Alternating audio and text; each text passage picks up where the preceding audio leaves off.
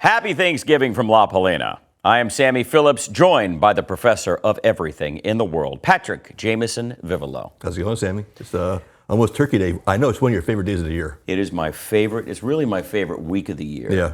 And, when you talk about something that's non-denominational, it doesn't matter where you are, where you're from. This is about the United States of America. Yep.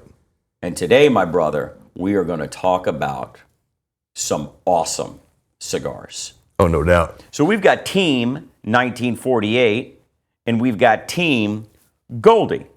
Patrick, You know what I had to do to get one of these things? I don't want to know. I don't actually want to know.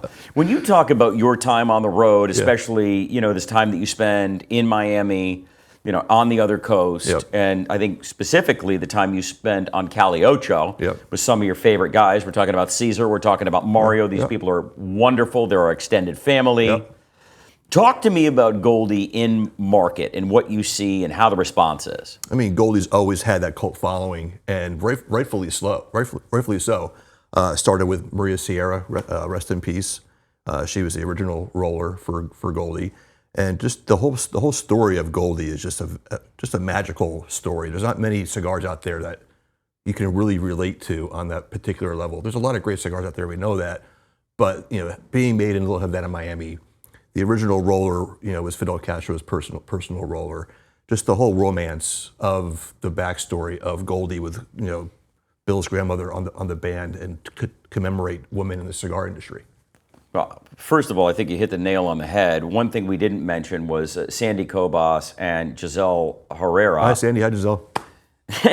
And what they've been able to accomplish out of El Titan de Bronze and the time that we've spent together. And then I'm going to pivot over here to 1948, where, we've got our extended family over at Oliva. This is, the second project that we've done with Oliva, and there are other things in the works. I mean, we're talking about 1948. We're talking about 2 years. 2 years of when you talk about the cigar business and you talk about the playground that we get to play in, whether it's Nicaragua, Honduras, Dominican Republic, and obviously Little Havana, Miami, we talk about the selection of tobaccos. Yeah. And we talk about something special when Corey and I get together, and then you've got Colin, Bill, Clay, blah, blah, blah, blah, blah, and then their amazing team down in Nicaragua in the OG Oliva factory, talking about Maria Jose, and then Fidel and Eduardo and all these amazing people. But the most amazing thing for me about 1948 is not that it was 2 years in the works. It was Corey giving us the ultimate playground. The ultimate playground being the binders and the fillers of this cigar. Vintage tobacco. These are all Oliva vintage tobaccos. Every component of this cigar. So what we're talking about is 8-year aged binders and fillers. Mm-hmm. And it's unheard of in this business to play with tobaccos of that age and in a pseudo-limited quantity, where we're looking at this with Oliva being this massive cigar company now, and then us getting to go in and make the best possible cigars that we can make. Hey, Winston, good boy. And then you've got 2-year aged Ecuadorian sun-grown Sumatra to nightcap this. Yep. And you're talking about Bill's 75th turn around the sun. We're paying homage to 1948 in the box. You've got 1948 in Esteli and 1948 in New York City. And then, of course, on the side of the band, there's another tip of the hat. And then let's say maybe there's something a little bit special, maybe a message on the bottom of the band. And then, of course, the picture of Bill in Vietnam. Yep. And as you tip the hat at 75 years old, we're talking about the diamond anniversary.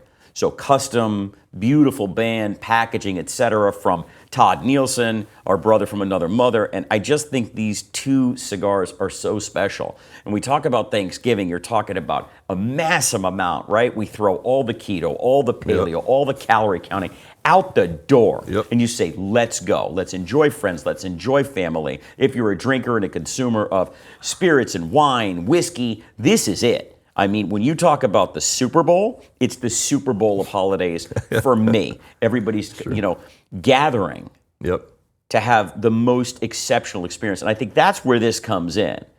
For you, after your big meal, it's going to be Goldie. And for me, after my big meal, it's going to be 1948. Yep. And who knows? Maybe Patrick will share some of those Goldies in that personal box he's got, and maybe I will share some of these 1948s. But whatever you're doing and wherever you are, if you're a cigar smoker and you want to really cap off your evening after that huge meal, whether it's football, whether it's wine, whether it's whiskey, etc., like I've said, I would encourage you to call your local retailer, hop on out there, get yourself Team Patrick a Goldie Laguitra number 5. Grab yourself a 1948, which comes in 4 different sizes. And when we talk about that, we're talking about the Diadema, which is one of my favorite sizes to blend with. Amazing. It's such an awesome size, and I think that you really get all of that flavor profile that we put so much time and effort into. Dovetailing over into the Robusto size, there is also a Toro, and there is also a Churchill. And I'm just so proud of both of these cigars. Absolutely. Every right to. I mean, they both serve their purpose.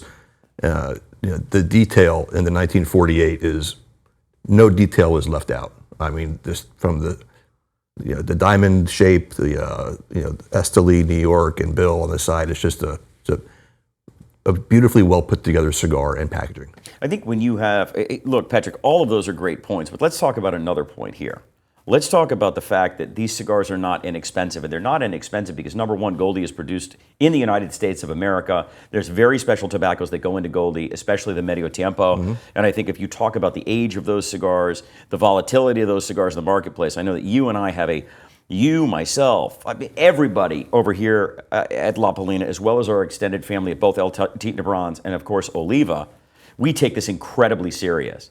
If you have a cigar that's over $20, or any cigar that we make, really, we hold it personally responsible, especially when they're at the upper echelon. When you're making ultra-premium cigars, you know the segment of the marketplace that you're in. Yep. So I want you to know that we take this incredibly serious, even though we're a bit goofy at times. We've got to have a good time in what we're doing. Yep. But I'm incredibly serious as I give you and deliver to you, Patrick and I, this Thanksgiving Day message. Thank you for supporting La Palina, and I can promise you that both of these cigars are going to deliver. Goldie got the number 15 cigar of the year last year by Cigar Aficionado. And we don't do this for the ratings, but we're always truly happy to receive them. And I can tell you that whether it's the Goldie, whether it's the 1948, we hope that you enjoy your Thanksgiving. And hopefully you're ending that night or beginning your evening with one of these 2 fantastic cigars. And don't forget the 4 Fs. Don't forget the 4 Fs. Family, food, friends, and football. See you on Kicks and Sticks. We'll see you on Kicks and Sticks. Happy Thanksgiving, everybody. Thank you so much for supporting us, for supporting La Palina.